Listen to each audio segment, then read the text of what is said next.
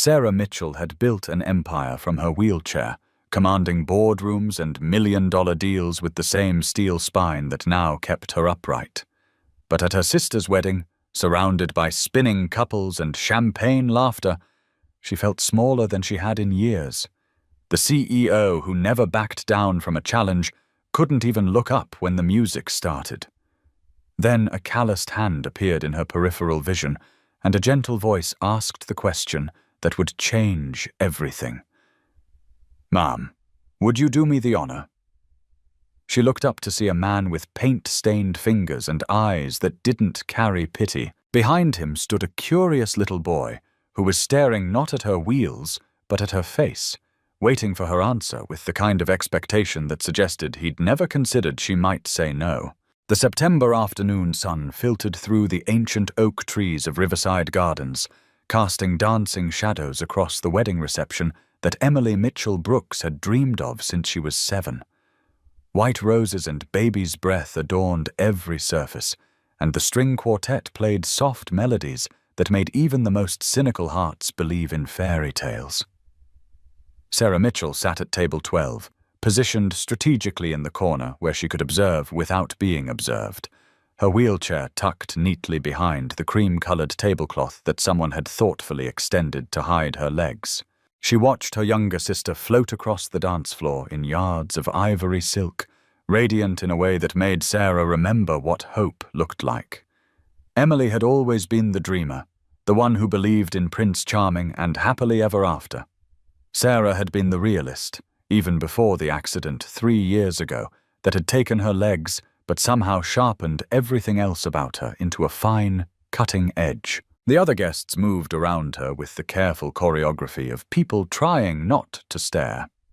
They smiled politely when their eyes met hers, made small talk about the weather and the beautiful ceremony, then excused themselves to mingle with people they could relate to, people who stood on 2 legs and danced without thinking about it and didn't make them uncomfortably aware of their own good fortune. Sarah had perfected the art of blending into the background at social gatherings.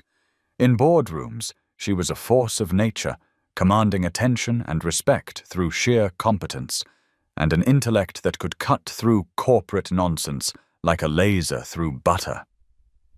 But here, surrounded by families and couples and the messy, emotional business of human connection, she felt as invisible as the wheelchair ramps that had been hastily installed for her benefit. A burst of laughter drew her attention to the bar, where a tall man with sandy brown hair was attempting to clean what appeared to be punch off a little boy's white dress shirt. The child, maybe 8 years old, was gesturing animatedly with sticky hands, while the man listened with the patient expression of someone accustomed to small disasters. The boy had the same eyes as the man, bright blue and filled with the kind of curiosity that hadn't been dampened by years of being told to be careful, to look but not touch, to think before speaking. "You sure that's going to come out, Dad?" the boy asked, loud enough for half the reception to hear.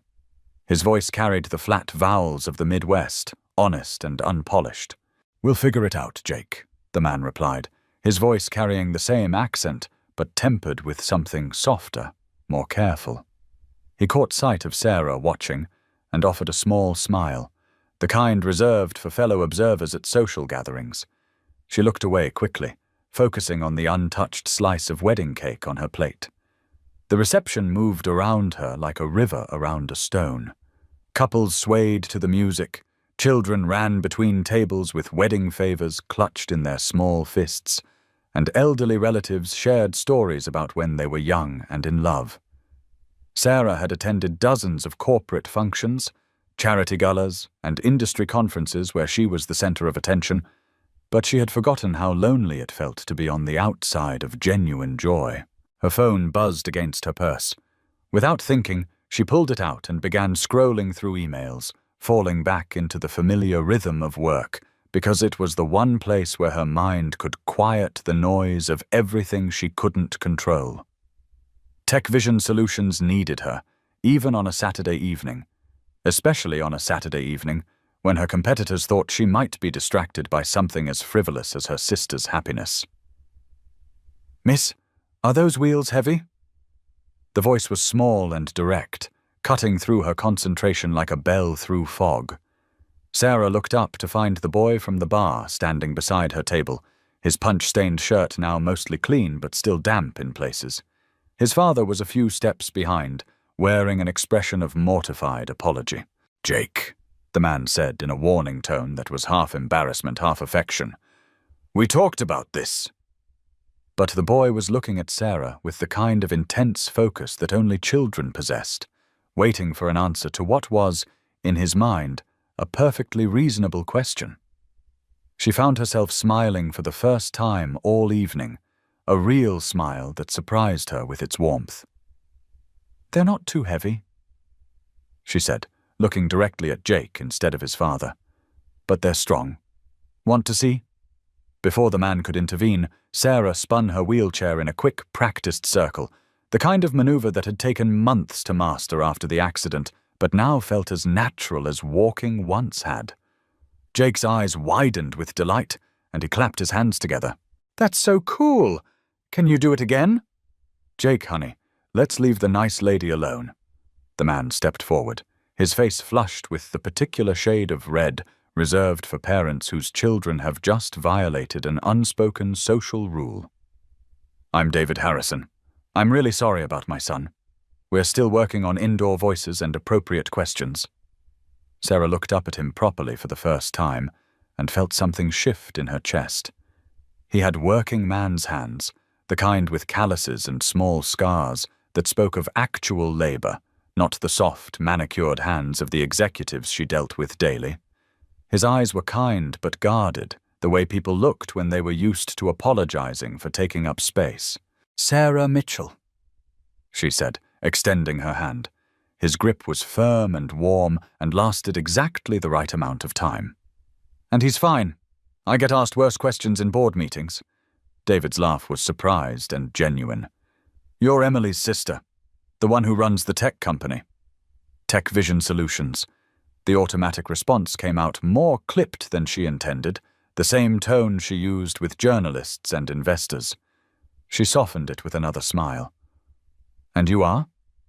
"The guy who built half the cabinets in this place," David said, gesturing toward the elegant built-in bar that Sarah hadn't noticed was clearly custom work. "Harrison Woodworking. We do a lot of work for the event venues around here."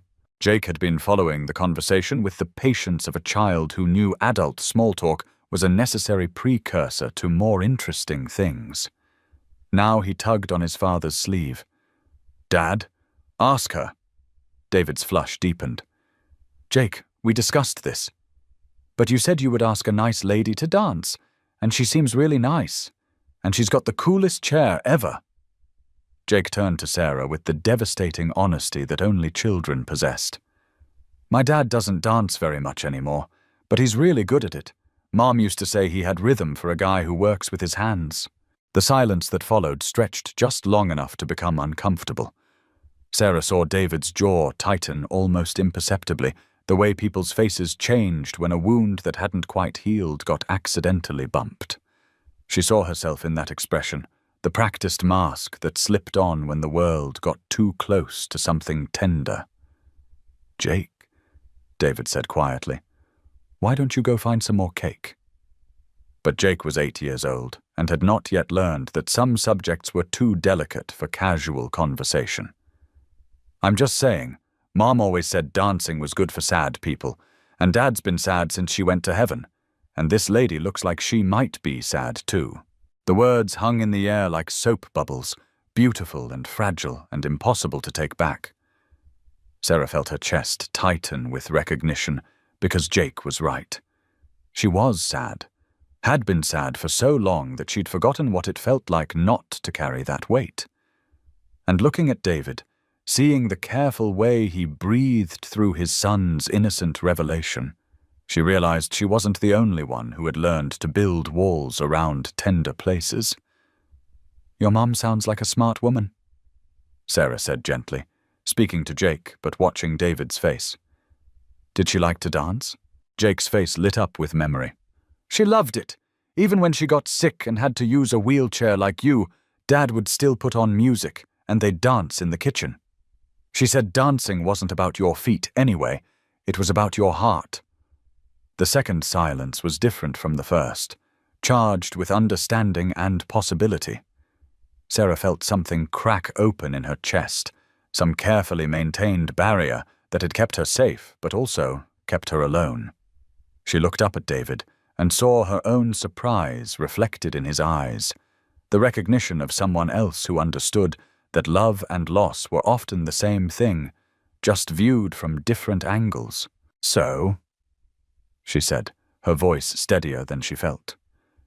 "Are you going to ask me, or is your son going to have to do all the talking for both of us?" David's smile was slow and real, transforming his face from careful politeness into something warm and dangerous. "Sarah Mitchell, would you do me the honor of this dance?" She had spent 3 years telling herself that some things were simply no longer possible, that accepting limitation was the same as accepting reality. But looking at David's outstretched hand and Jake's expectant face, Sarah realized she had been confusing limitation with choice. She could choose to stay at table 12, safe and separate and alone. Or she could choose to take a chance on something that might be wonderful or might be terrible, but would definitely be different from the careful, controlled life she had built around her fear. "I thought you'd never ask," she said, and placed her hand in his. The dance floor seemed to stretch for miles as David walked beside her wheelchair, Jake skipping ahead like an enthusiastic escort. Other guests noticed their movement across the reception space, conversations pausing as heads turned to watch. Sarah felt the familiar weight of attention, but for once it didn't make her want to disappear. David's presence beside her was steady and warm, and his pace matched hers perfectly, as if he had always known how to walk beside someone who rolled instead of stepped. When they reached the edge of the dance floor, Sarah felt a flutter of uncertainty. She had been confident in the asking, but the actual mechanics of dancing from a wheelchair suddenly seemed insurmountable. The other couples moved around them with fluid grace, their bodies synchronized in ways that seemed as natural as breathing. "Second thoughts?" David asked quietly, and she realized he had seen her hesitation. "Just figuring out the logistics," she said, trying for lightness but hearing the strain in her own voice. David glanced around the dance floor, taking in the swaying couples and the soft lighting, then back at Sarah's face. "May I?"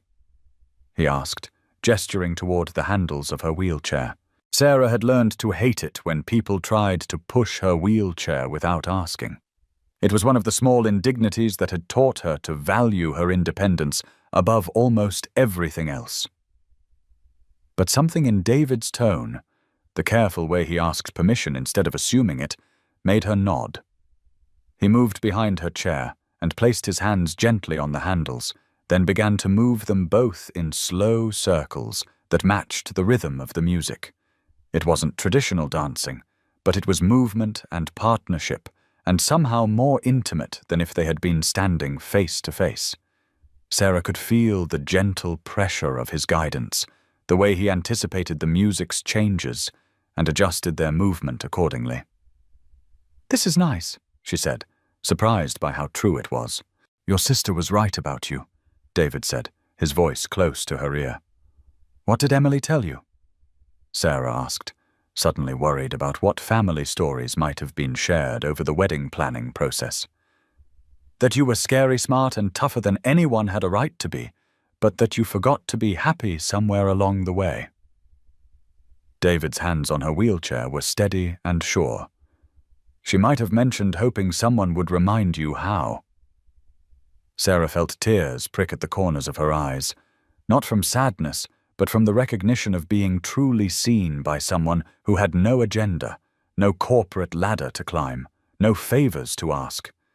Just a man who built beautiful things with his hands and raised a son who still believed in the possibility of fixing sadness with kindness.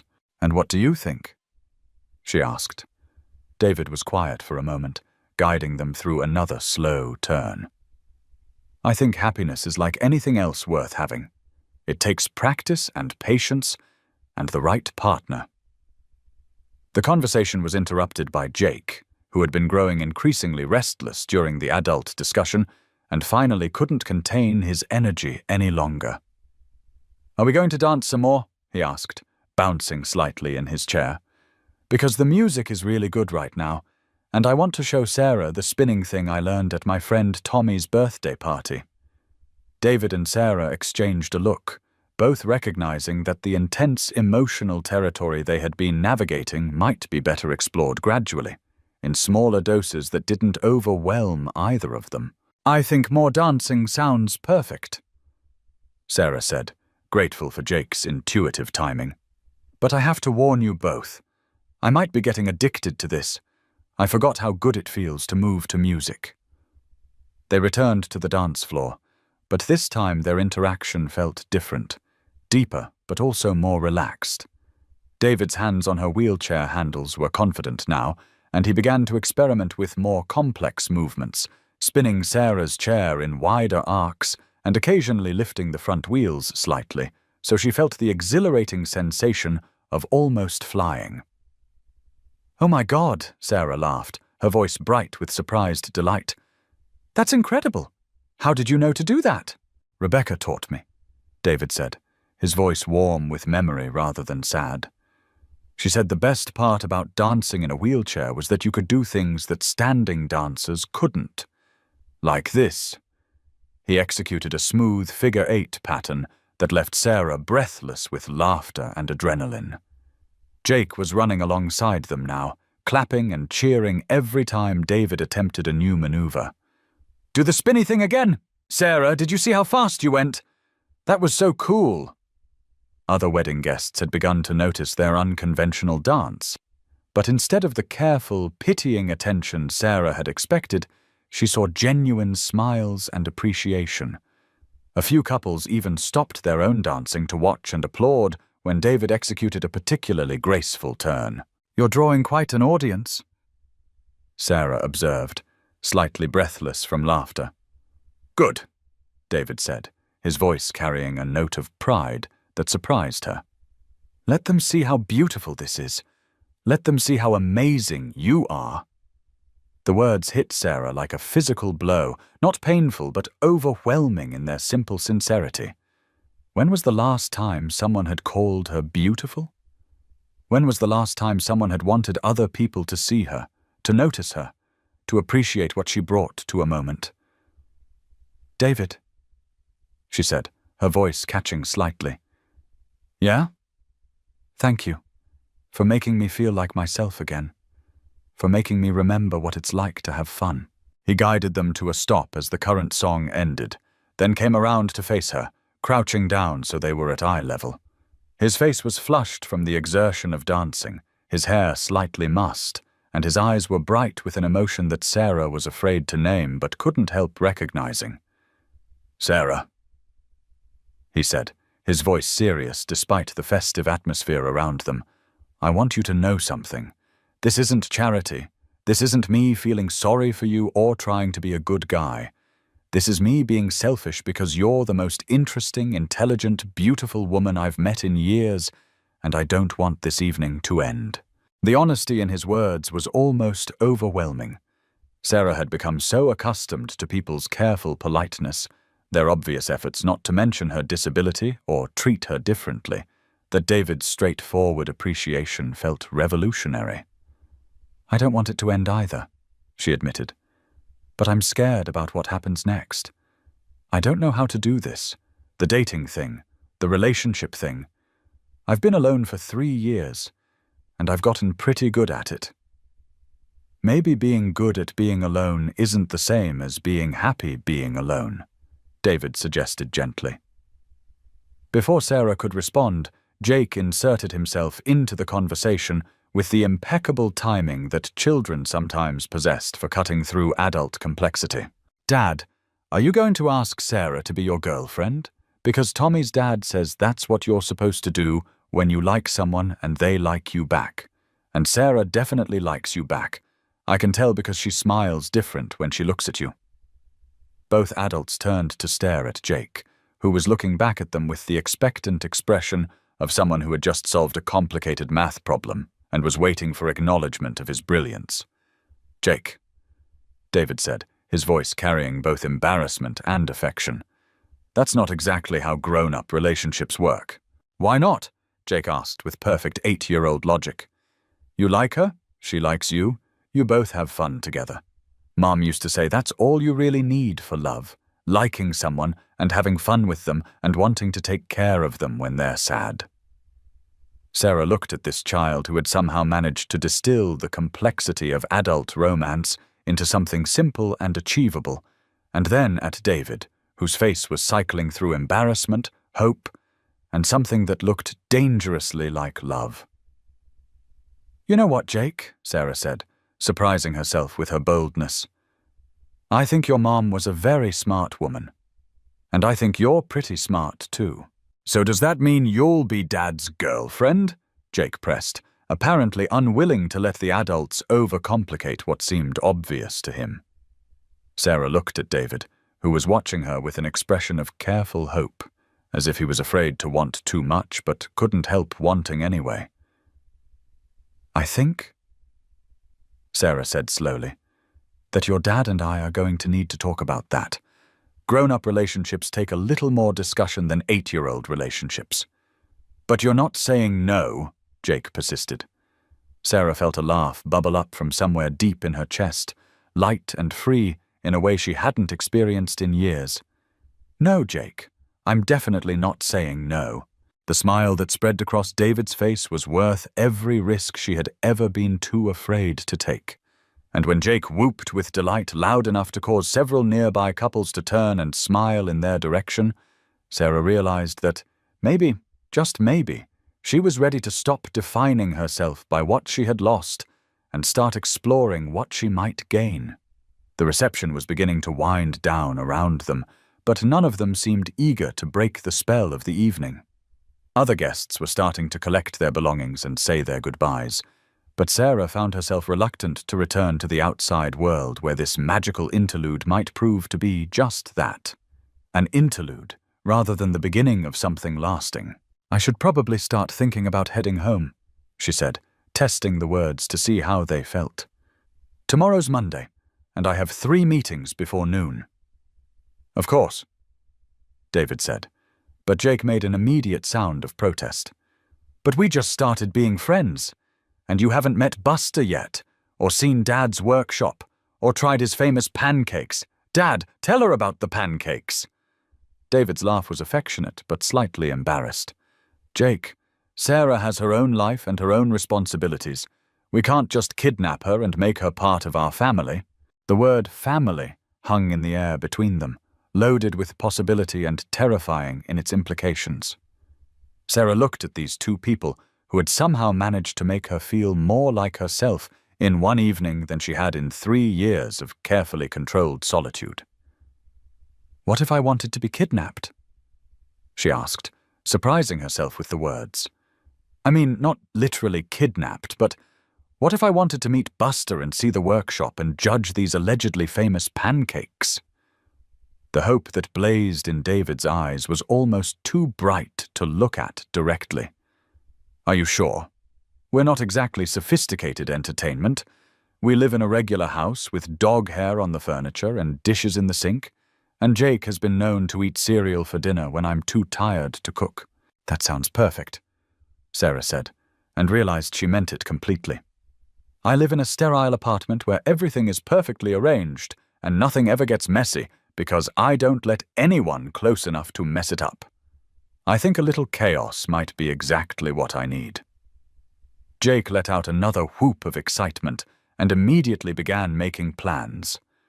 "We can show you my room, and Dad's tools, and Buster's favorite ball, and the treehouse Dad's building in the backyard.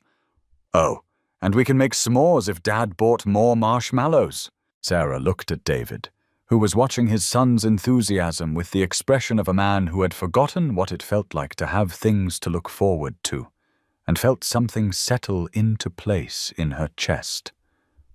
Not love, not yet, but the recognition that love might be possible, that she might be brave enough to try for it. Tomorrow? David asked, his voice careful but hopeful. Tomorrow, Sarah agreed. But I have to warn you. I'm a very demanding pancake judge. I have high standards. Challenge accepted, David said, and the promise in his voice was about much more than breakfast.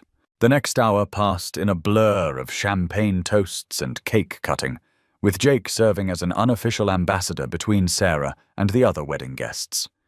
He had the remarkable ability of an 8-year-old to make introductions without any of the awkward social calculations that paralyzed most adults. This is Sarah. She has the coolest wheelchair, and she runs a whole company, he announced to anyone who would listen, as if these were equally impressive accomplishments. David stayed close, but not hovering, seeming to understand instinctively that Sarah needed space to navigate her own social interactions. When Emily finally made her way over during a lull in the festivities, Sarah was surprised to realize she had been genuinely enjoying herself for the first time in months. I see you've met David, Emily said, settling into the chair beside Sarah with a rustle of silk and satisfaction. Her cheeks were flushed with happiness and champagne, and she had the glowing look of a woman who had just married her best friend. He's been asking about you since the rehearsal dinner. Sarah felt heat rise in her cheeks. He has not. Oh, he absolutely has. Very subtle about it, but he kept finding excuses to ask questions. What kind of music you like, whether you ever take time off from work, if you were seeing anyone. Emily grinned with the particular satisfaction of a younger sister who had been proven right about something. I may have mentioned that you've been working yourself into the ground since the accident, and could use someone to remind you that life happens outside of conference rooms. Emily, Sarah warned, but there was no real heat in it. She watched David across the reception tent, where he was helping Jake navigate a conversation with their great-aunt Martha, who had a tendency to pinch cheeks and ask inappropriate questions about people's personal lives. He's a good man, Sarah. He's been through hell with losing Rebecca, but he's not bitter about it. And Jake adores him, which tells you everything you need to know about his character. Emily's voice softened. I know you think you're protecting yourself by keeping everyone at arm's length, but you're just postponing living. Sarah turned to study her sister's face, seeing echoes of their mother in the set of Emily's jaw when she was determined to speak an uncomfortable truth. It's not that simple. Why not? The question hung between them, deceptively straightforward. Why wasn't it simple?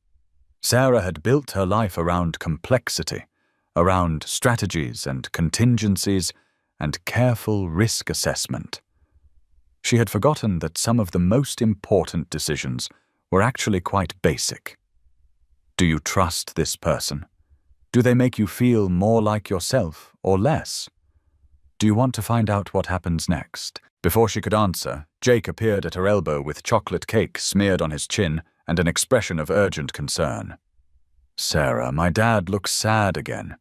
He gets this look sometimes when he thinks I'm not watching, like he's remembering something that hurts.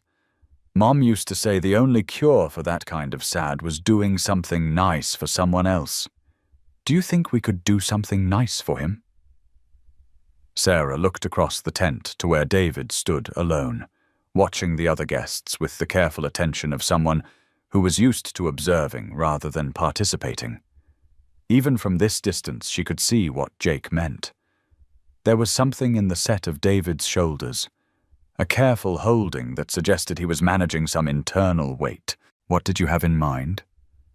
Sarah asked Jake, already knowing she was going to agree to whatever 8-year-old logic he presented. Well, he won't dance with anyone else because he says it wouldn't be right. But maybe if we all danced together again, it would be different, like a family dance instead of a grown-up dance. The word family hit Sarah unexpectedly, a concept she had filed away under things that happen to other people, along with spontaneous romance and happily ever after. But looking at Jake's earnest face and remembering the feeling of David's steady presence during their earlier dance, she found herself nodding. "Let's go rescue your dad from his thoughts," she said. They made their way across the reception area, Sarah's wheelchair cutting a path through the clusters of guests while Jake darted ahead like an enthusiastic scout. David looked up as they approached, and Sarah saw his expression shift from careful observation to something warmer and more present. "We've decided you need more dancing," Jake announced without preamble. "Sarah says dancing is good exercise, and you're always telling me exercise is important." David looked between his son and Sarah, and she could see him weighing the social complexities of the situation against Jake's simple logic. "I don't want to monopolize Sarah's evening. I'm sure other people would like to visit with her." "Actually," Sarah said, surprising herself with her directness, "I can't think of anything I'd rather do right now than dance with you two again. Unless you're getting tired of my company." "Never," David said, and the word carried more weight than casual politeness. "But are you sure? I know family gatherings can be overwhelming, and you've been very patient with us." Sarah looked around the reception, taking in the familiar faces of relatives and family friends, the comfortable chaos of celebration, the easy intimacy of people who had known each other for years. 3 hours ago, she had felt like an outsider looking in. Now, with David and Jake beside her, she felt like she belonged to something larger than herself. "I'm sure," she said. "Besides, I'm curious to see what other moves you've got." This time, their dance was less tentative, more playful. David spun Sarah's wheelchair in wider arcs while Jake ran alongside, occasionally grabbing the armrests to be pulled along. Other guests smiled as they passed, and Sarah realized that what she had interpreted as pity earlier might have actually been warmth, the kind of benevolent attention that came from witnessing unexpected joy. When the song ended, Jake immediately requested another, then another after that. David seemed content to keep moving as long as Sarah was willing, and Sarah found herself reluctant to break the spell of motion and music and belonging that had settled around them like a comfortable blanket. It was during the fourth dance that Jake's energy finally began to flag. He had been running in circles around them, but now he moved closer to Sarah's wheelchair, eventually leaning against the armrest, with the casual intimacy of a child who had decided she was safe.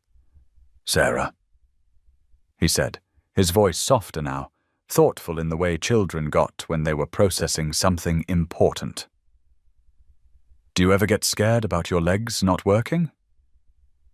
Sarah felt David tense beside her, could sense his impulse to redirect the conversation away from territory that might cause her discomfort. But Jake's question was asked with such genuine curiosity, without any of the careful tiptoeing that most adults brought to discussions of her disability, that she found herself wanting to answer honestly. "Sometimes," she said. "Mostly I get scared about other things, though, like whether people will think I'm not strong enough to do my job, or whether I'll always feel different from everyone else." Jake nodded seriously, as if this made perfect sense to him. "My dad gets scared too, but different scared. He gets scared that he's not taking good enough care of me, or that I'll forget what Mom was like. But I tell him that's silly because he's the best dad ever, and I could never forget Mom because she's in all our good memories." Sarah glanced up at David, who was looking down at his son with an expression of profound love mixed with the particular pain that came from being seen too clearly by someone you were trying to protect. She recognized the look because she had worn it herself in boardrooms when competitors had found her vulnerabilities and pressed against them. "Your mom sounds like she was pretty special," Sarah said to Jake. "She was the best," Jake said matter-of-factly. "She always said that loving someone meant helping them be brave when they forgot how. Dad helped her be brave when she got sick, and now I try to help him be brave about being happy again." The simple wisdom in Jake's words hit Sarah like a physical blow. Here was this 8-year-old child who had lost his mother and watched his father struggle with grief, talking about courage and love with more clarity than most adults managed in a lifetime. She looked at David, and saw her own amazement reflected in his face. "Jake," David said quietly, "where did you learn to be so smart about people?" "From you and Mom," Jake said, as if it were obvious. "You taught me that being sad doesn't mean you stop being kind, and being scared doesn't mean you stop trying new things. Like tonight with Sarah. You were scared to ask her to dance, but you did it anyway because being scared isn't a good enough reason not to do something nice." Sarah felt something shift in her chest, a loosening of some tightly held belief about what she was capable of handling. She had spent 3 years learning to be strong in the face of limitation, but she had forgotten that strength could also mean being vulnerable enough to let other people matter to you. The evening was beginning to wind down around them. The older guests were starting to make their departures, and the string quartet was packing up their instruments. Emily and her new husband were making the rounds, thanking people for coming and accepting final congratulations. Sarah realized that she would soon have to decide whether this night was a pleasant interlude or the beginning of something larger. "I should probably start thinking about heading home," she said, testing the words to see how they felt. "Early morning tomorrow, and Monday's going to be brutal." "Of course," David said, but Jake made a sound of protest. "But we were having so much fun, and you haven't seen our house yet, or Dad's workshop, or met our dog Buster. Dad, tell her about Buster." "Jake, Sarah has her own life and her own responsibilities. She can't spend all her time hanging around with us." David's words were reasonable, but Sarah heard something underneath them, a careful withdrawal that felt familiar because she used it herself when she needed to protect against disappointment. "What if I wanted to?" Sarah asked, surprised by her own boldness. "I mean, not spend all my time, but sometime. I'd like to meet Buster and see what you build in your workshop." David's careful expression cracked open into something that looked dangerously like hope. "Are you sure? We're not exactly—" He gestured vaguely, taking in his paint-stained clothes and Jake's rumpled shirt, the obvious difference between their world and the polished corporate environment Sarah inhabited. "Not exactly what?" Sarah asked, though she thought she knew what he meant. The same voice that whispered in her own head about all the ways she didn't fit into normal social expectations, all the reasons people might find her too complicated to bother with. "We're not fancy," Jake said, apparently deciding his father needed help with the explanation. "We live in a regular house and eat cereal for dinner sometimes, and Buster sheds everywhere. But we're fun, and we know how to fix things. And Dad makes the best pancakes in the whole world." Sarah looked at this man and his son, who had somehow managed to make her feel more like herself in one evening than she had in months of corporate meetings and charity galas. They weren't asking her to be different or better or more convenient. They were just asking her to be present, to show up and see what happened next. "Cereal for dinner sounds perfect," she said, "and I happen to be an expert pancake judge. When can I apply for the position?" The smile that spread across David's face was worth every risk she had ever been too scared to take. Jake let out a whoop of excitement that caused several nearby guests to turn and smile in their direction. And Sarah Mitchell, who had built her life around careful planning and risk assessment, found herself making a decision based on nothing more than the way these two strangers made her feel like she was exactly where she belonged. "How about tomorrow?" David asked. "If you're not too busy being a CEO, that is." "Tomorrow," Sarah agreed. "I'll try to remember how to just be Sarah." As the reception finally wound down and guests began their goodbyes, Sarah found herself reluctant to leave the magical bubble of the evening. Emily appeared at her side as David went to collect Jake from a final conversation with the wedding cake. "So," Emily said with barely contained satisfaction, "how was that for an adventure?" "Terrifying," Sarah said honestly, "and wonderful, and completely unexpected." "The best things usually are?" Emily hugged her sister carefully, mindful of the wheelchair, but not tentative about the affection. I'm proud of you, you know, for trying something new, for letting yourself be happy. I'm not sure I know how to do this, Sarah admitted. The dating thing, the relationship thing. I'm out of practice with anything that doesn't come with a contract and clear expectations. I don't think David and Jake are looking for a contract, Emily said gently. I think they're just looking for someone who shows up and pays attention and cares about what happens to them. You're already doing all of that. David returned with Jake, who had acquired a small bouquet of flowers from the centerpieces and was presenting them to Sarah with the formality of a young gentleman. For the prettiest lady at the wedding, Jake announced. Besides the bride, because that's the rule, but you're definitely second prettiest. Thank you, sir, Sarah said, accepting the flowers with the same formality. These are beautiful. I picked them myself, Jake said proudly.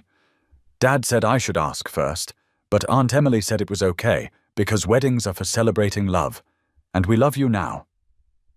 The casual declaration hit Sarah unexpectedly. She looked up at David, who was blushing slightly but not correcting his son's statement. Love. Such a simple word, but one that carried the weight of commitment and vulnerability and all the ways that caring about someone could change the entire landscape of your life.